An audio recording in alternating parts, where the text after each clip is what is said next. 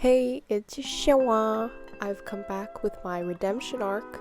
Here I am just showing you the few items that I utilized to create this gorgeous abstract marble geo gemstone gold flick jade look, so you can get it too. Get her, Jade! I have no experience with acrylic nails, so I'm using the Kiara Sky Jelly Tips kit to create the canvas that I desire for this art, as well as some nail polish from Born Pretty, their gel. I also got a nail polish that was on the sale pile for $1 at Walmart, and some gold flakes that I ordered from AliExpress.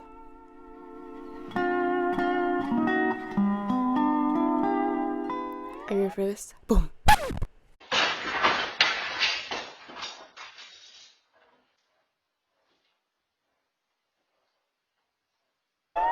Yes, they're nasty, temporarily, but naturally and permanently flat, which make it difficult for most nails, for acrylics to stay on my nails. So I took some advice from the comments in my last video and made some adjustments to how I applied the gel tips this time. So here I've cut and filed my nails. These gel tips were the long coffins, but I cut and shaped them to my comfort, pressed them more flat on a hard surface, and then took away the shine underneath to where they'll make contact with my natural nails. They do sell the coffin style in a medium length. I don't know, I just wanted options.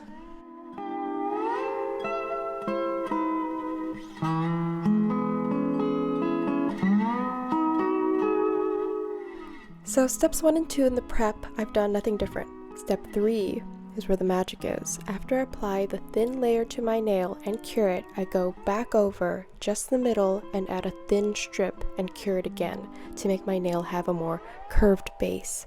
It reminds me of those extreme makeup transformation videos where they build a fake nose.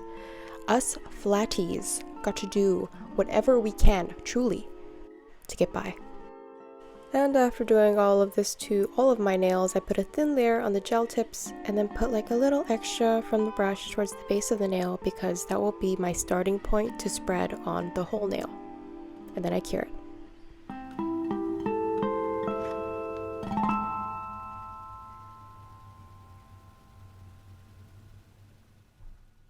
Wow, absolutely gorgeous, beautiful, pure, angelic. There is something about plain gel nails that is a look in itself, especially my like gross doo-doo nails underneath.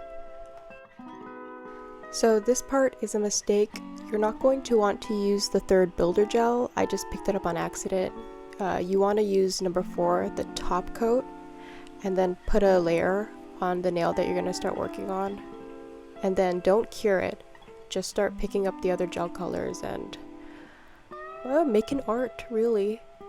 I don't really have a solid technique on this nail. I build one later on, but I wanted to include this anyway to show you guys that you really don't need to listen to me. You can freehand it and do whatever you think is best and still come out with a pretty cool looking nail, in my opinion. And yes, that is a sanitary pad in the background. They absorb acetone so well. I really highly recommend them. I bought a bunch in Germany because they were cheap, and I didn't realize there were more liners than pads because I can't speak German. So I had no other use for them except for this, and they work great. And I'm just not a wasteful person. So hey, it's a cool tip. So this is what the little iridescent opal color kind of looks like. I just added it randomly throughout the nail because I think it adds a bit more dimension, more gemstone-like qualities to it. And then I went in with a little bit of acetone and white nail polish. First I put in the white nail polish and then I just sheared it out a little bit with acetone. So start off with a little bit first before adding a whole glob on. You can always add more. Taking away is kind of a pain in the butt. And to be honest, this nail doesn't look exactly like how I wanted it to, but I still think it's like a beautiful watercolor type imagery thing happening, very abstract. And check this out, the gold flakes truly transform the nail. It is the false eyelashes of the nail industry. You can just pop that on and save a look.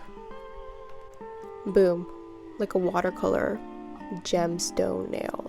See, doesn't look bad. So here's where I started to get in the groove of what I like to do. After putting the top coat on without curing it, I went on top with a little bit of the darker colors and just veined them out, made crack-like structures, lightning bolt type, I don't know, very slanted, whatever I thought looked nice and random.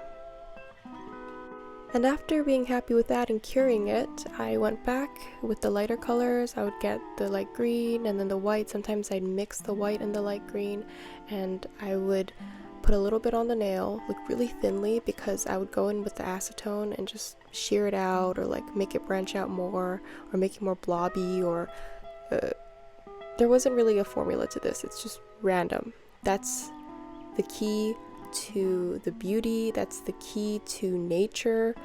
So just go out of your comfort zone. And then I cured that, and I went in with the translucent and a little bit of clear top coat. You can't see it on the cup, but I did have a little blob of that, and it just added a nice little shimmer to it. Then I cured that. And lastly, I went over with the top coat again, so that the gold flakes would have something to stick to. And this technique is what I have been doing for the last 3 nails. So the middle nail, the ring finger, and the pinky. And voila! This is how it turned out. See how the pointer finger is a little different? I still think it looks nice though, so just follow your heart and your desires. Go nuts. Just don't put too much. Always start off with a little bit and add.